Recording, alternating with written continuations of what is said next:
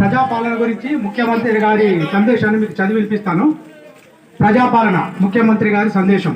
అందరికీ నమస్కారం. ప్రజాపాలన కోరుకొని ప్రజాప్రభుత్వాన్ని ఎన్నుకున్నందుకు మీ అందరికీ మరోసారి హృదయపూర్వక ధన్యవాదములు. మాట ఇచ్చినట్లుగానే ప్రమాణ స్వీకారం రోజునే అభయహస్తం 6 గ్యారంటీలు ఫైలుపై తొలి సంతకం చేసింది మన ప్రభుత్వం.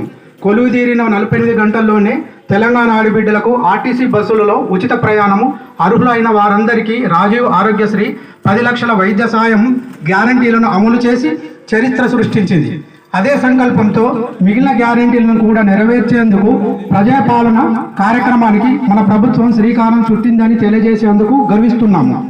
చివరి వరుసలో ఉన్న పేదవారికి కూడా సంక్షేమ పథకాలు అందినప్పుడే ఈ రాష్ట్రము, దేశం అభివృద్ధి చెందుతుంది. ప్రజాపాలన ఉద్దేశం నిస్సహాయులకు సాయం చేయటమే. స్వయంగా ప్రభుత్వమే ఇవాళ మీ ఊరికి, మీ ఇంటికి వచ్చింది.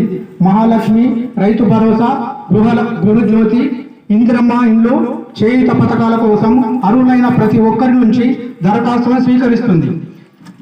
ఈ మహత్తర అవకాశాన్ని మీ అందరూ సద్వినియోగం చేసుకుంటారని, ప్రజాప్రభుత్వం తలపెట్టిన సంక్షేమ యజ్ఞంలో భాగస్వాములు అవుతారని కోరుకుంటున్నాము. కృతజ్ఞతలతో మీ రేవంత్ రెడ్డి, ముఖ్యమంత్రి, తెలంగాణ రాష్ట్ర ప్రభుత్వం.